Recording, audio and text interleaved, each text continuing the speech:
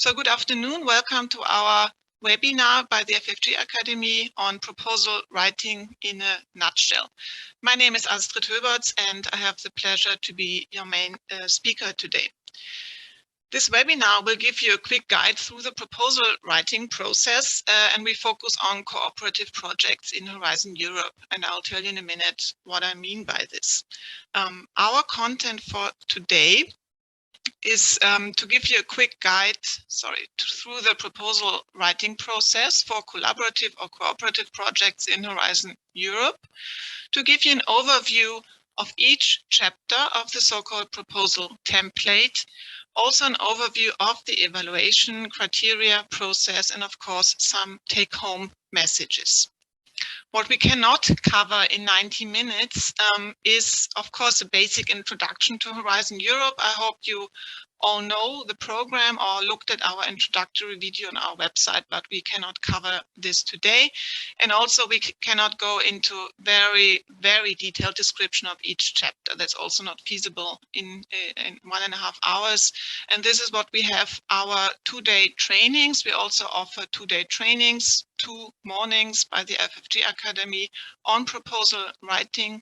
These also include exercises, group work, and a lot more on financing, for example. So the next one is scheduled for 28th and 29th of June. So if you want very detailed and also want to discuss a lot more, you're welcome to join these trainings. We are today in a Zoom webinar, not in a Zoom meeting. It should be pretty straightforward.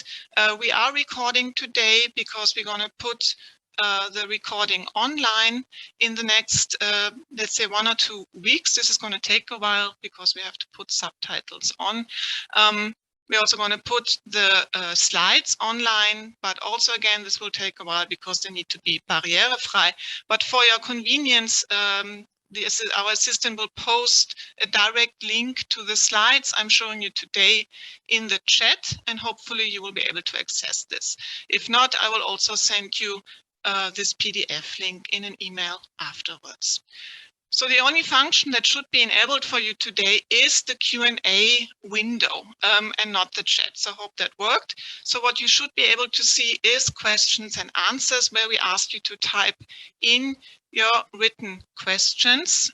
This is the only chance for asking questions today in writing, because we might be around 200 participants. You will also have the chance to upvote or these questions to see if you see something that you like or which you think is really important. There should be a little like symbol to vote this up. And we will break a few times for questions in the webinar. So who are your hosts today? So you all know us as FFG, the National Funding Agency, and I'm sure you all know that we are in the division European and International Programs, which hosts all so-called national contact points for Horizon Europe. So I'm going to be your main speaker. My name is Astrid Höberts. I am the national contact point for Cluster 1. This is the Cluster Health, but, and that's the function today, I'm also a trainer within the FFG Academy with a focus on proposal writing. During the Q&A sessions, I have 3 colleagues with me who will help me answering the questions. You should all see them in the video. Manfred Halver, Michalis Tsatsanis, and Simone Jerik. They're all NCPs for several clusters and also very experienced, many years in advising on proposals. So thank you for being here, and we'll get back to you in the question and answer session. And of course, Marlene is our technical assistant. She will do the technical things in the background. So what are our services? Very briefly, so we are there to help you in writing your proposals or in finding the right calls. So anytime you can contact us by email, by phone, whatever you want. Don't hesitate for a quick phone call. You don't need to make an appointment. We have a newsletter every 2 weeks. This is the link to register for this. This is a newsletter Europa. It is different to the normal FFG newsletter, so you need to register extra for this. If you find a call and you want us to check your project idea, give us a brief summary of your project idea and we will get back to you on this and can discuss it. As I've mentioned, we've got trainings by the FFG Academy, many trainings, and the one that's most relevant today is probably the one on proposal writing, and the next one is end of June. If you are, especially if you are a coordinator, so meaning you leading a project application, we also offer you to read your proposal quite thoroughly and do a proposal check, we call it, a few weeks before the deadline and give you feedback on this. We also developed quite a few online info packages, we call them, so something you can do yourself online with links and small videos. So I encourage you to have a look at this link. And I can already announce a new service coming up. It's a video, a collection of several videos on the topic of third parties in Horizon Europe and how to address this in your proposals. We received a lot of questions on this, so that's going to come up in a couple of weeks online.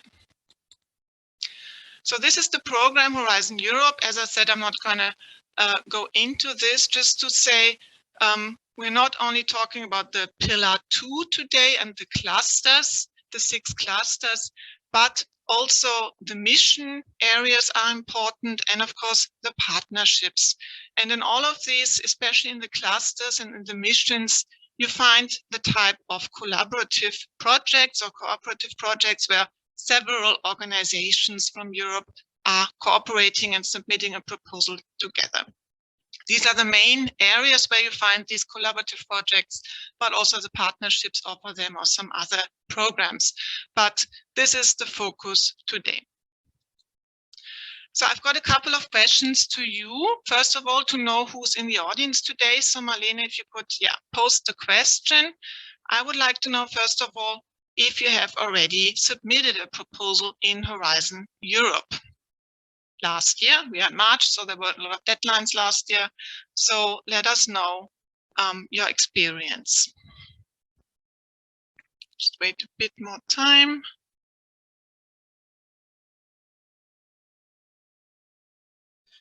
Okay, Marlene, I think you can publish it if that's not already visible. Yeah, so, okay. The majority, more than half, have no experience. So you're so-called, call it newcomers, so haven't submitted a proposal yet.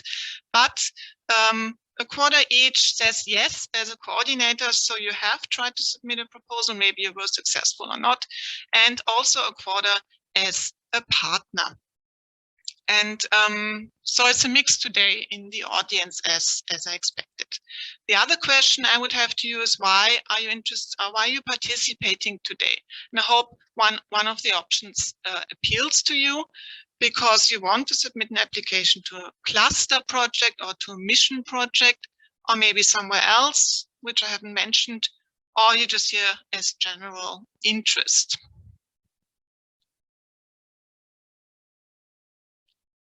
Okay, wait a bit longer.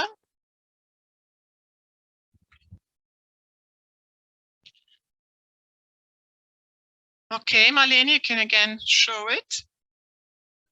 So quite a mix. The majority is here of general interest. So maybe you're multipliers at a university or some sort of consultant, something like this. A third wants to submit in the next month, I assume, an application to one of the clusters. 17% say, I also want to submit something, but in a different program. And 11%, they want to submit an application to one of the missions, which also have deadlines in the coming weeks, some of them. Okay, thanks for this feedback at the beginning. So let's get into the content. So just some basic thoughts at the beginning. Why are you here today and why do you want to submit a proposal to Horizon Europe? It's because the European Commission in their calls has identified some problems or challenges to target. And you, together with your international consortium, want to address these calls, these topics, and you want to provide a solution for the identified problems or for the identified challenge. And very important, the programs we are talking about today, these are top-down programs, the clusters, the mission. So you can only submit a proposal to a topic, a predefined topic, in an open call. And how do I want to address this today, approach this today, how to write a strong proposal? The first point will be to fit to the call, and I mean fit by 100%. Find an excellent consortium, follow the proposal template, that's going to be our main focus, and also be aware of the evaluation process. So how do you find calls and guidance documents? First of all, so proposal writing is a complex process. You need to address many different topics and cross-cutting themes, and the Commission has published quite good guidance and overview, and I want to point you these online manuals and the reference documents on the Funding and Tenders portal also for some guidance, and the step-by-step guide is really quite helpful. So how do you fit to the call topic? First of all, you need to find the call, and the calls you can find again on the Funding and Tenders portal. On the left side, you can choose for open for submission or forthcoming calls. You can then choose your program, of course, in this case, Horizon Europe, but there are also many other programs on the portal. And you can choose your program part, for example, the global challenges. This is the clusters or a specific mission. And then you will get a huge list of funding and tenders calls of the topics. You can also type by keyword if you want to. If you know you're looking for a specific call, just type in the keyword and it will also list the topics. Then you find the topic and you get a description of the topic. And this is an example taken out of the actual work program, out of the PDF, but you will find the same information on the Funding and Tenders portal if you look at the topic. We still advise you to go into the work program document for each cluster, because then you have the complete overview also of the introduction and all this budget information, for example, that you see here, you do not yet find on the Funding and Tenders portal. That's a bit of a missing information. So it's always good to go into the actual work program, into the full text, because then you find, for example, this is a topic from health. It doesn't matter, any topic is like this. First of all, you find some budgetary information. For example, in this case, 10 million per project, but in total 60 million. So this gives you an overview that probably around 6 projects will be funded for this topic. And this type of information is important to know when you're planning a proposal. The next one is the type of action. Is this a research and innovation action, or an innovation action, or a coordination and support action? This you also need to know, because maybe each type of action or each instrument has its own specifics. And then the text description starts. This is just an extract here, so it's quite long. So the whole topic description is normally between 2 and 4 pages, something like this. And it starts with a description of the expected outcome, meaning what should be achieved from the project. And it lists, for example, the target groups here. And it continues then with the scope, what should be done in the project. And this is, all of these texts are very important, because in the scope, it then lists what should you do, and it should be quite a specific description for each topic. And here really every word counts. You have to read this very carefully. For example, does it say that you need to address all of these things, or does it say I need to address some of them? Yeah, that's a very important distinction, for example. And we get often many questions on how to interpret the topic text, and of course we try to help you as much as we can. So seeing the call text then, because what you need to do is to ensure you are within the scope of your topic. We are often asked, does this fit to the topic or not? And we try our best to judge this. But in the end, you have as much information as we do. what counts is the topic text. We do not always have background information or something about this. We see the topic text, you see the topic text, and the evaluators see the topic text. So we all have this as a basis, and this is what we take to judge the project idea. And you need to show in the excellence chapter then that you have taken into account the scope of the work program topic and that you are within this. As I said, the second step, find an excellent consortium. Just a brief reminder of the who can participate and the minimum criteria. So the minimum rule for research and innovation action, that's a RIA, or for an innovation action, is 3 members of 3 different EU member states or associated countries, and at least 1 from an EU member state. That's the minimum rule. But in principle, Horizon Europe is open to the world. Funding, however, is only provided for EU member states, associated countries, and for less developed countries. So you see a link here on the bottom. This is always the current list, and they get updated. So which country has concluded association or not. So please always check this list and see who gets funding or not. And if you include countries that do not get funding automatically, you always have to justify maybe why you are asking for funding for a partner, for example, from Australia or Japan or whatever. Why is this partner essential? So you need to describe this in your proposal. And when you're setting up your consortium, it's not only about the countries or which country is allowed to participate. It's of course that you set up a consortium, a balanced consortium with complementary skills, as many partners as you need to carry out the work. So it's 3 is the minimum, but in reality, it's often between 7 and 20, somewhere in between. Yeah, it really varies from proposal to proposal.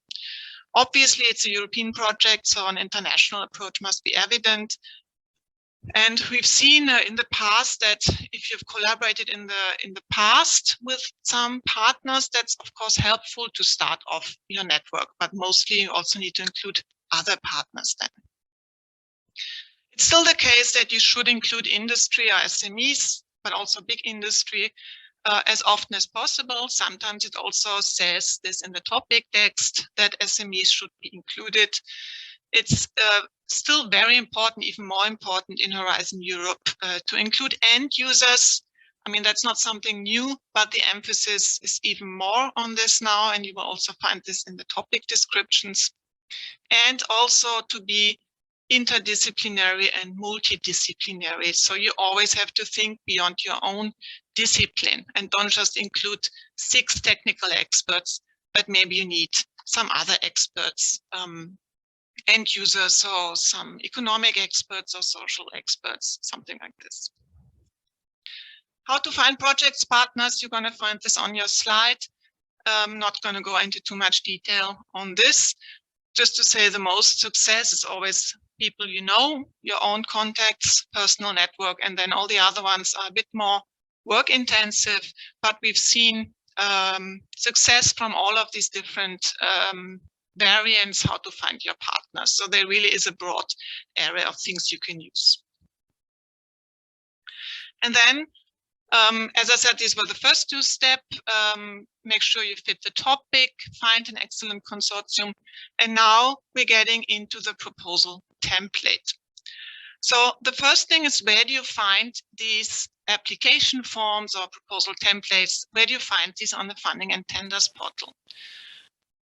You find this under the tab How to Participate, reference documents, and then templates and forms. And under this, you find a long list of standard application forms, RIAs and IAs, so HE stands for Horizon Europe, of course, for all the different programs, for all the different types of instruments. But if you click on this, you receive a PDF. But it's good, of course, to know what to expect, because you can look through this PDF and see what's expected. But what really counts is then, once you start your submission, you've chosen your topic and you click on the Funding and Tenders portal, Start Submission. Then you enter the portal and then you can download the Word template and start filling it in. So the PDF is only for guidance, but the Word template is what counts. And you always have to use this version, the one that's in your portal, in your topic.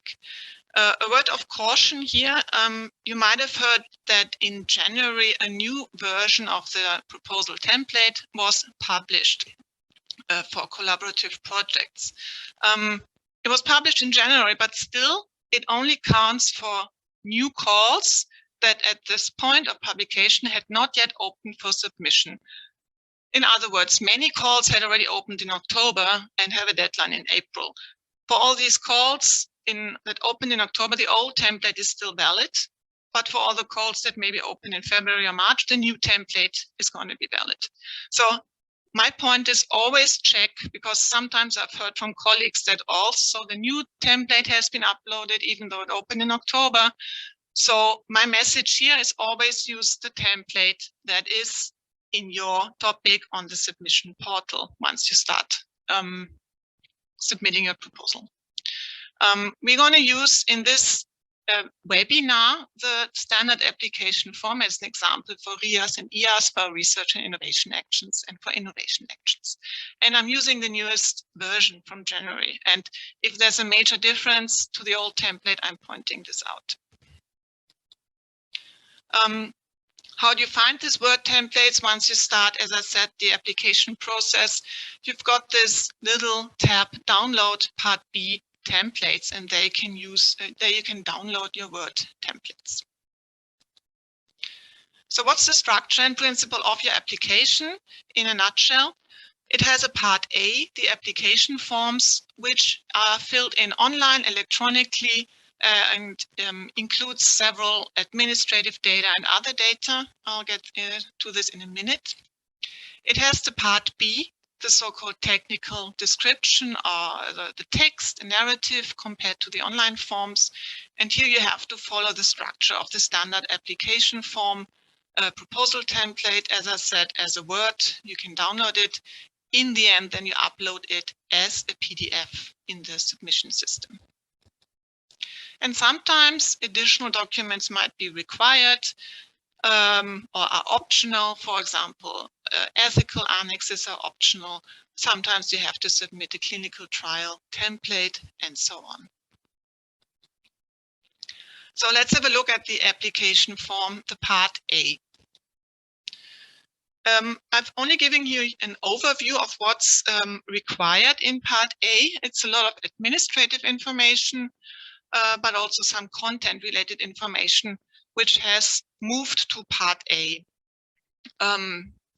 So some things that used to be in the text in Horizon 2020 have now moved into these online forms. So it starts off, of course, with the call, the keywords, an acronym, an abstract, and certain declarations you have to tick. And then per organization, you have to fill in quite a lot of things. And some of these are a bit more substantial than others. So it's a big list, it's your organizational data, it's the gender equality plan where you have to say, do you have one or not? You have to specify which departments are carrying out the work. Yeah, in some big university, it might be the case that several departments are participating. The main contact and the other contacts. And then researchers involved in the proposal. So that's a new thing, that's a table you have to fill in with the researchers that are involved in the proposal. So it's not about the secretary or someone listed here, it's about the researchers. And this is still a very important table. I mean, the Commission says it's only using this for following the research careers, but be aware that this table is also used to judge the gender balance in your consortium. So it might, in some cases, come down to the fact that they're counting men and women in the researchers table and see how is the balance, so 50-50 in the consortium. So be aware that this table is used for certain things. You can also click a table of role in the project. There's some options to click, and they've also put on some explanatory text here. List of publications, list of previous projects, and significant infrastructure. It continues with the budget table. and then the ethical issues table and ethics self-assessment, security issues, are they there or not, and sometimes some other questions I'm not going to go into now, because it's not always relevant. Just a few words on the ethical issues at the application phase. The first task is to tick which of these list of potential ethical aspects are relevant in your proposal. So if you see anything here that's relevant, then you click yes, and then you have to address it. In the application phase, what you have to address is to, first of all, tick this list and then write an ethics self-assessment. That's also a text you're writing in this part A.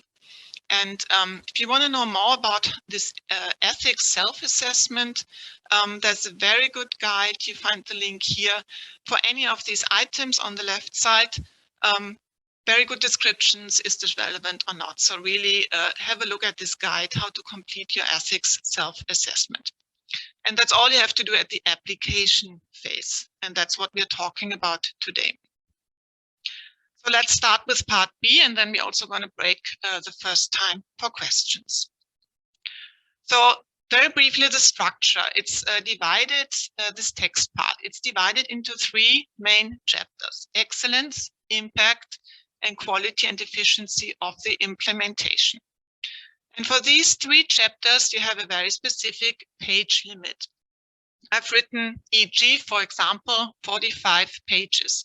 This is the standard, but for RIAS and IAS, but we've seen exceptions in the past. If the Commission says this is a really broad and long topic description or has some specifics, we've seen it in some clusters that the page limit has gone up to 70 pages. So again, make sure to check what's relevant in your call, what's the page limit.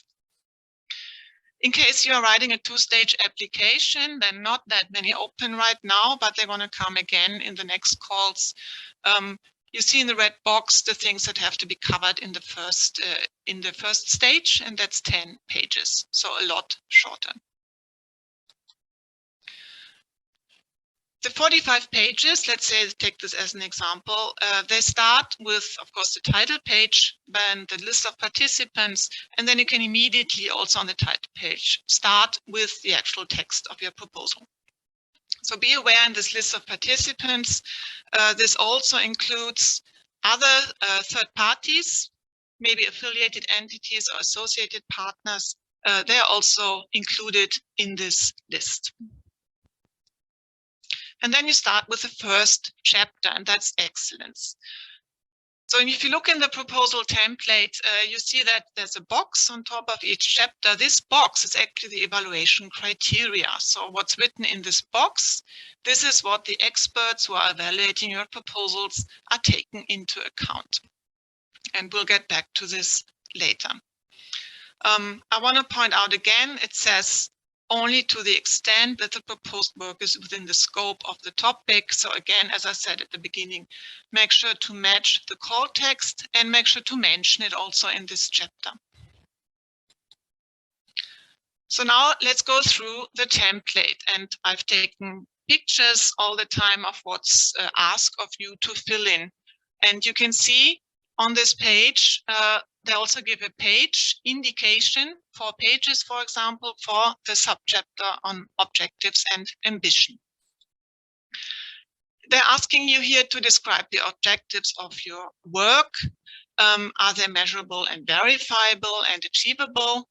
And they're asking you to describe how the project goes beyond the state of the art, if it's groundbreaking, novel concepts, etc. And where you are positioning it. So I'm just not done. Where you're positioning it, is it, so which TRL level is it? Is it from lab to market? So wherever applicable in your program, please refer here to the TRL level. So a few words on the objectives. So mostly you start your proposal with an overall, a main goal, overall aim, something like this. Then you move on to the specific objectives. And here you try to follow the so-called SMART criterion. So SMART stands for specific, measurable, achievable, realistic. I'm getting an update. Hold on a second. Okay, that's always good within a webinar. An update on the computer. So realistic, relevant, timely. That's what SMARTs stand for.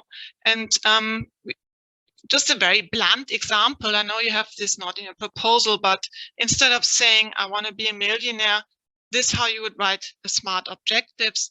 I want to make 50,000 a month for the next 10 years. So a specific, measurable, a time estimate on this, and how, by creating a new software product. That's a simple example, of course. We just want to show you how, what's the thinking behind the SMART criterion. And you find these words: measurable, achievable, realistic. You found this in the proposal template also. And this sort of roter Faden, in German we would say, this consistency from overall objectives to specific objectives, and from the objectives you deduct your work packages and tasks and the results, and with the results you're creating the impact. So it's always a lot easier for a reader to have a consistency. Maybe if you want to already in the specific objectives refer to the work packages, etc. So try to make it reader friendly. The major part of the excellence chapter, as you can see, 14 pages, is on the methodology. And this contains a lot of different sub-bullet points. First of all, to describe the overall methodology, the concepts, the models, and assumptions that underpin your work. Don't mix this up with the actual description of your work or your how you're gonna do this. That's going to be described in the work packages, and they're also stating this here.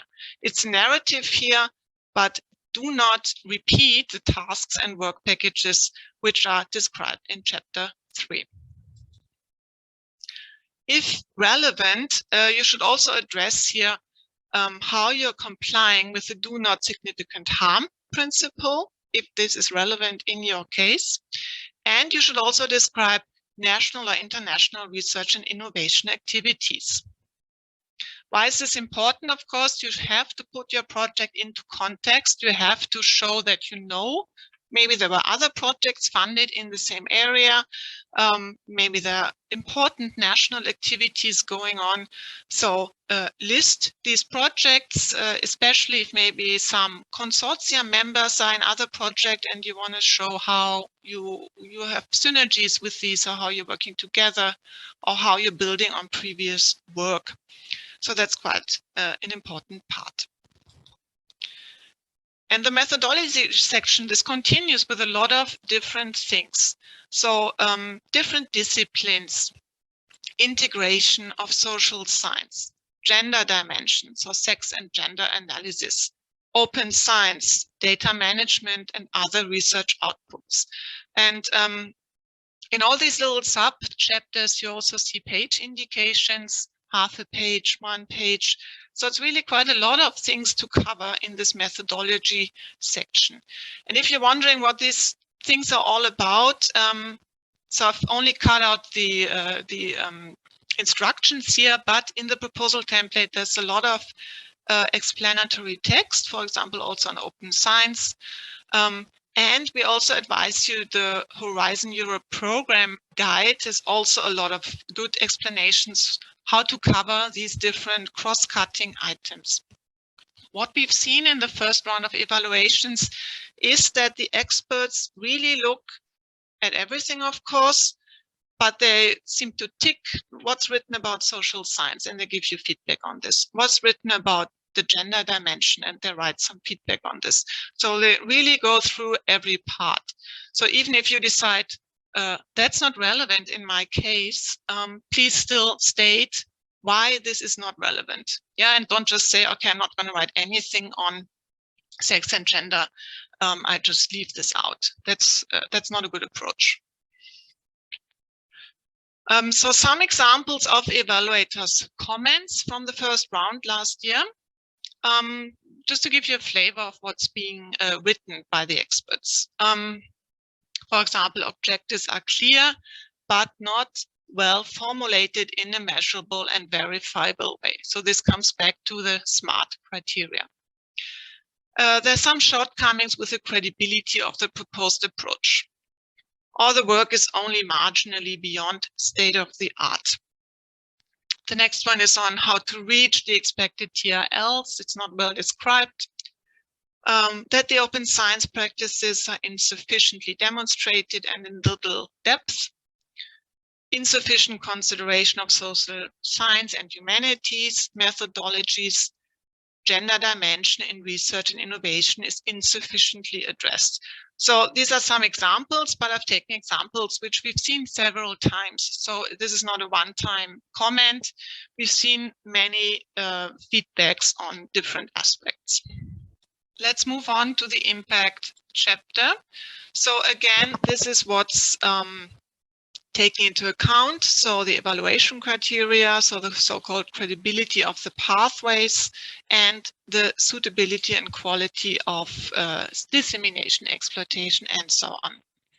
And then it says this sentence should make a contribution to the expected outcomes set out for the work program over the medium term, and to the wider impacts set out in the destination over the longer term.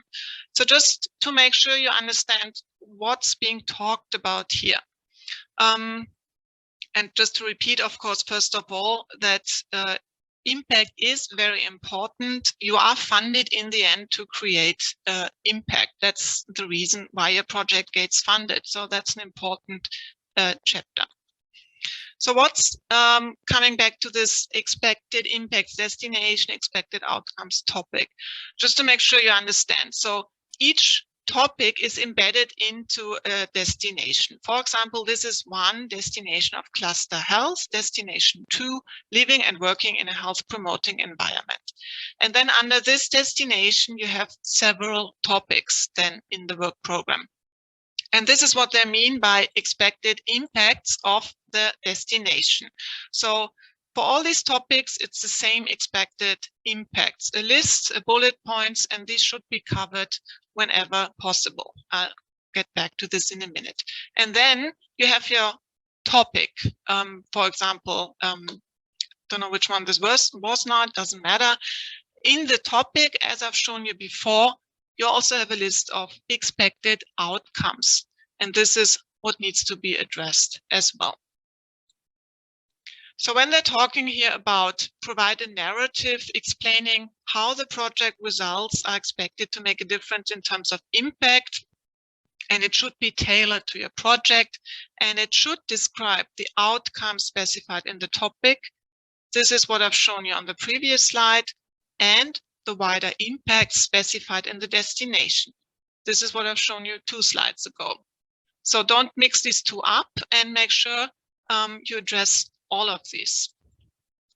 So what's the pathway? We've tried to illustrate this to you in a little sketch. So just to make sure again that this is a route path, as the Commission calls it.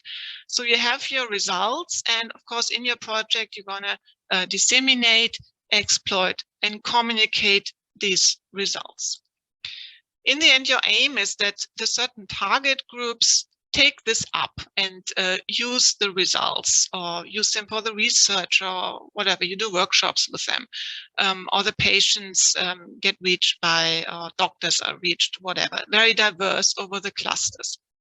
So you have your results and you want them to be used and taken up by target groups. And by this uptake, you're trying to fulfill the expected outcomes in the topic. So this list at the beginning of your topic, where it says this and this outcome should be achieved, and it actually lists the target groups mostly in these descriptions. And this step, the dissemination, exploitation, this of course happens in your project, so short term, but to reach the target groups and to achieve the expected outcomes, this could be partly beyond project duration. So whatever, in a few months or in a year after your project has ended. And this is something you need to describe in your application. And when it comes to the wider big impacts described in the core destination. This could also be very long term, so beyond project duration. So nobody expects from you that within a 3-year project, you reach all the expected impacts listed in the destination. Of course not. But you should give an outlook, a path, how you're going to reach this maybe in a few years. And in the end, this is the impact, and that the results make a difference beyond the immediate scope and duration of the project.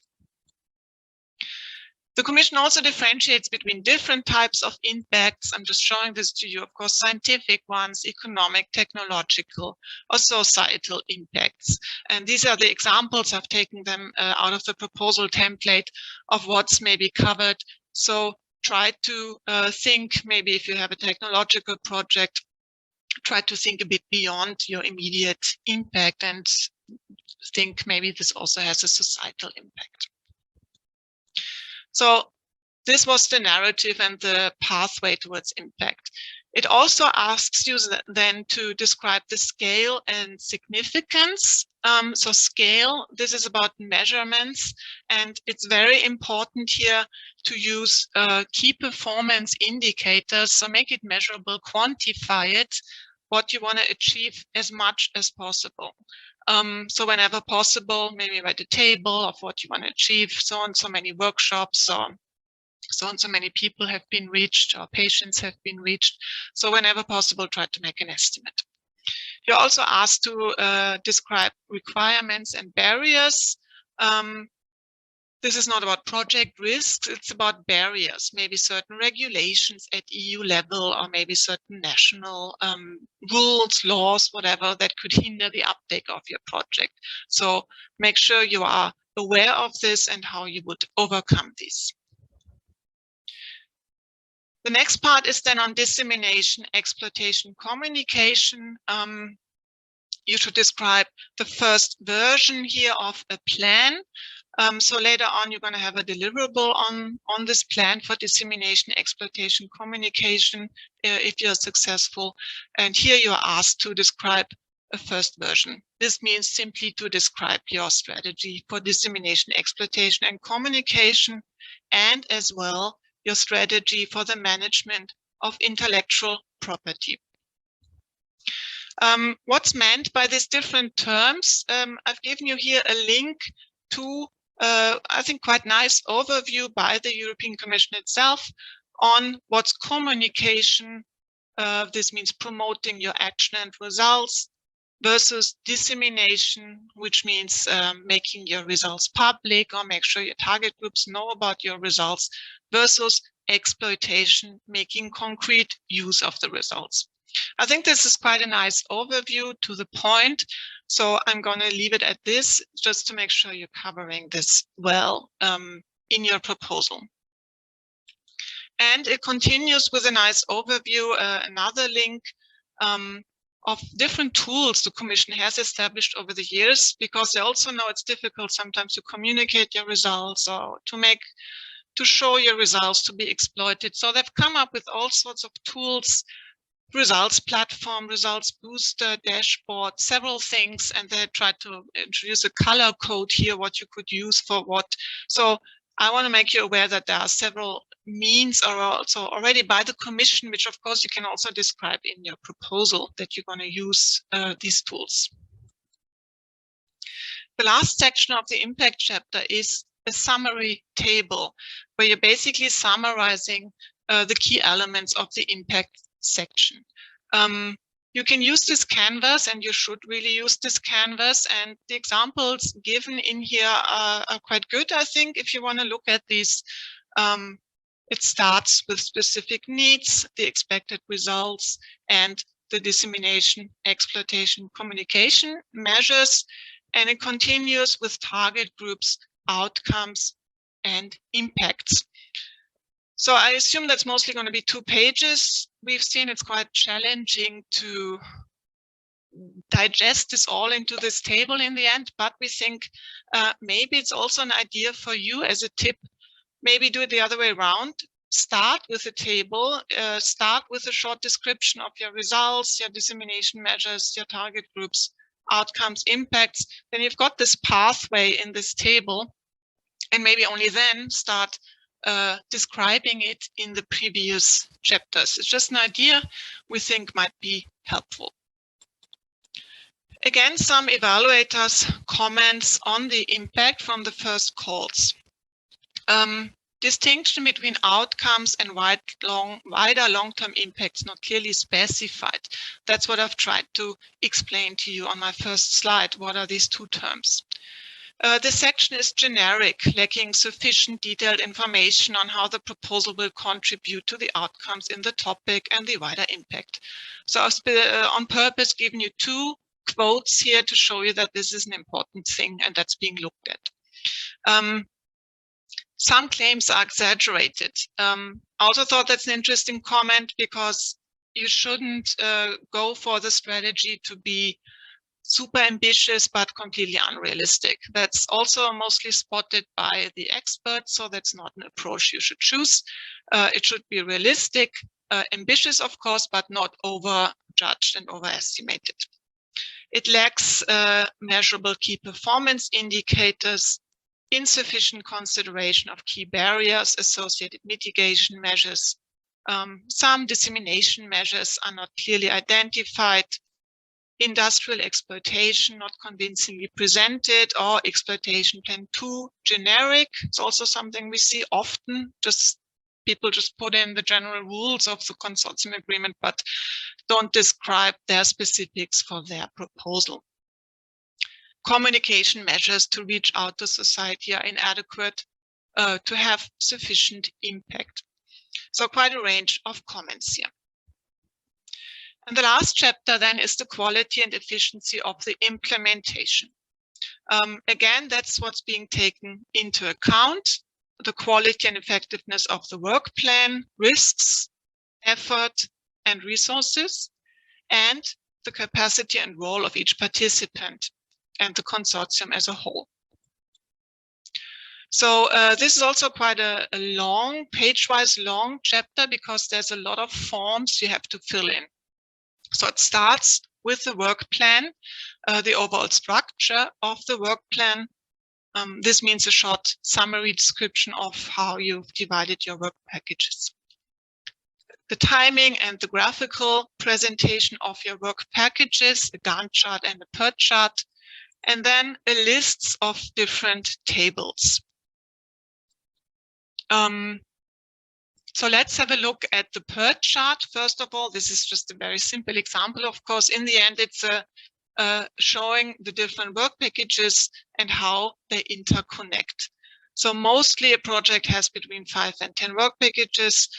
Many of you are experienced, you know that the first one is often project management or project coordination.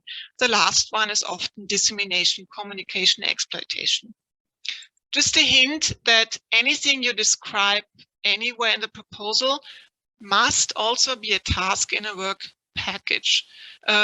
We've seen it quite often in the past that in the impact chapter, you have a very ambitious description of dissemination activities or exploitation activities, but these don't actually show up as tasks with person month in the work package description. So make sure everything is repeated in the work or has resources assigned also in the work package description. So let's go through some tables. I think this is pretty clear. What I wanted to show you also, because some of you might be using the new template, some of you might be using the old template. I see that's in German. I'm going to correct this.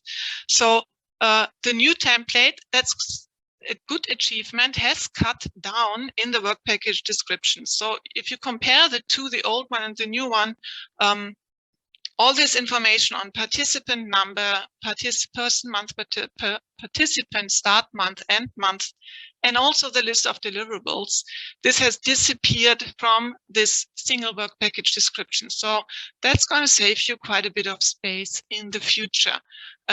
Why has this been deleted here? Because it is shown in other tables already, so it was a bit of redundant information, and we are quite happy that the Commission has realized this, especially because many people are struggling with the 45 pages. So new and old. So make sure you know which one you're filling in.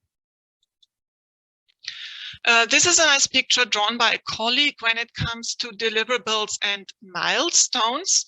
So as you can see, a deliverable is something basically you're holding in your hand, a result, a report, whereas the milestone is something you're jumping on or across on the path of your project. So it's a decision point or maybe a major control point which you have to climb in order to be successful. You are describing your list of deliverables in a separate table. This little sentence only includes deliverables that you consider essential for effective project monitoring. That's also a new sentence. I think this is trying to say, don't put every tiny detail into deliverable, but try to maybe group things, try to only include major results, major in deliverables here. So they are a distinct output of the project. If it's a report about some findings or a report about an approach, document, software, it is a result that you want to present in the end. Whereas a milestone is a control point or a critical decision point. Maybe you're completing a set of deliverables. So it's a completely different thing, and make sure you're not mixing up the two. What you also have to show here is a list of critical risks related to project implementation and risk mitigation measures. And for this, there's also a table that you have to fill in. And continues with another set of tables, many tables. I think pretty straightforward. I'm not going to mention them all. It's about person months, subcontracting costs, other costs, etc. So whenever these are relevant in your proposal, make sure you're filling in the tables for this. The second major part of the implementation chapter is on the consortium. And it might seem a bit redundant in what you've written in chapter 1. If you remember multidisciplinarity, this is in the end a bit repeated here because you are describing the consortium, bringing together the necessary disciplines and interdisciplinary knowledge. You are also including in this description affiliated entities and the so-called associated partners. You are showing that you have access to critical infrastructure. You should show that they are complementary to one another, and also that each of them has a contribution to the project and a valid role. You're also showing here industrial and commercial involvement, and that's an important point, coming back to previous questions, other countries and international organizations. You've asked before, what do I need to describe? Who gets funding? So it says here, if one or more of the participants is based in a country that is not automatically eligible for such funding, explain why this participation is essential to carry out the project. So that's the place to describe partners, international partners, who maybe are asking for funding or not. Coming back to the complementarity, you can use the skills. This is something we've come up with. This is nothing you find in the template, just as an idea. Use the skills matrix maybe to describe your consortium, list the different expertises and technologies, list the different partners, and then in one view you can see that the partners are complementary to each other and that they're not all doing the same thing. These are the 3 chapters, and then you might realize there's some possibilities for annexes also to this part B, but it's quite clearly defined which this could be. It could be clinical trials or some security sensitive calls, financial support to third parties. And it could be an optional ethical annex. I've mentioned this at the beginning. So it states here, for proposals where there's serious ethics issues expected, maybe the character limitation in part A is too little, and then maybe you want to include an additional annex. That's possible. But make sure you're only uploading annexes that are mentioned here. This is not something you can just decide on your own. Okay, I want to include an annex on my publications, or I want to include an annex with a collection of letters of support. This is not what's meant here. Really, only annexes mentioned here are allowed. And in addition, only if there's an uploading option in the portal. So I've seen here an example, I've shown you here an example screenshot. For example, in this case, you could upload an annex on clinical studies. You could upload an ethical annex, but nothing else. Yeah, so have a look at your submission system, what's possible and what's allowed. Again, some evaluators' comments on the implementation. The work plan has inconsistencies within and across work packages. The work packages show little interaction, or the alignment of the work plan is not sufficiently described. There's no consistency. It doesn't allow for an effective monitoring of project activities and progress because the milestones and deliverables are not well done. We saw a lot of comments on the risks. Some risks are underestimated or they're not sufficiently addressed. The roles of participant is not sufficiently clear. Some expertise is not well described, or subcontracting is not justified. And to follow the time, allow me to press through and then we take all the questions in the end. Because the only thing I want to cover in the last minutes is the evaluation process, that you are aware of this. This is the standard evaluation process. You submit your proposals, then every proposal gets evaluated individually by 3 to 5 experts, individually, so at home for sure. Then all these experts meet in a consensus group and they try to find a common position. Normally this happened in Brussels. Of course, in the last 2 years, that's also happened online. And so then they agree on the points, and the proposals then get sent into the panel review. And maybe there are certain decisions. If there are same scores in ranking, there's certain criteria they have to follow to say which proposal then gets funding or not if they have the same ranking. And in the end, it comes down to a final ranking list. What's evaluated is basically the 3 chapters I've shown you. It's the same structure: excellence, impact, implementation. Each of them gets a maximum of 5 points, so maximum 15 points. So they each count a third. And normally the threshold is 10 out of 15 at least.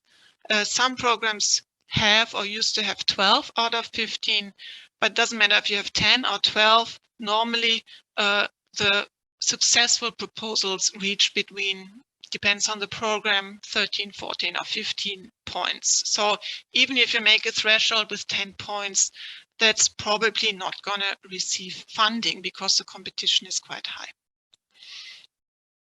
If you want to study more what's being evaluated, there's links here, guidelines to the evaluation forms, how they're scoring, how the thresholds are set, and also the important addition that applications are evaluated as they were submitted and not how they could potentially be if you change things. Yeah, so the evaluators have to take it as it is and not make a wish list.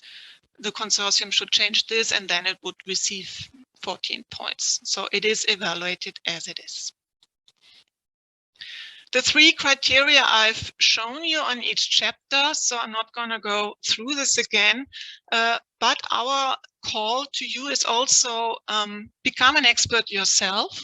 It's an interesting thing to do. Of course, it takes a bit of time, but you also get paid for this.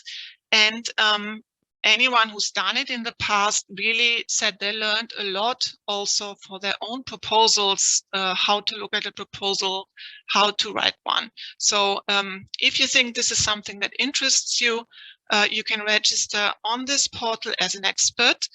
But for anyone else, it's also interesting maybe to have a look at the standard briefing slides for the experts, which you can also find on this page. And in the last minutes before we come to the questions, just some take-home messages. This is a slide from the European Commission, basically from one of the first webinars last year, listing the key principles. I think I've gone through everything, but it's quite a good summary of the main points, and you will find this in your slides then. And also the policy and horizontal considerations, which are quite a lot now in Horizon Europe. It goes from open science, gender dimension, these pathways to impact, how the measures, so dissemination, exploitation, communication, the do not significant harm principle, and artificial intelligence also as a cross-cutting issue. And all these cross-cutting things you have to consider in every proposal. Is it relevant for me or not? And describe it in the relevant sections. And if you want to hear more about it, the European Commission held a webinar on all of these aspects in April last year. And these are all, you can find these on YouTube. And just to sum up, why do we spend so much time talking about the proposal? It is your only means of communication with the evaluators. At least the projects we're talking about today, only very, very exceptionally, there's hearings or interviews, but mostly not when it comes to clusters or missions. As I said, it is evaluated as it is, so it's not possible to provide additional information or provide random annexes. What's not in these 45 pages does not exist, basically. Or if you write 60 pages, the last 15 are blanked out. So don't, think about this. It's a very high competition. And we've heard from many evaluators that if they don't grab the proposals in the first two pages, first 5 minutes, if they don't understand what this whole thing is about, this is already a bad impression. So the first few pages to really grab the attention, to say, what is this about? Why is this a problem? How are we going to approach it? Is very important. And we also notice this when we do our proposal checks. If you don't understand on the first 5 pages what this project tries to do, then really it's not a good start.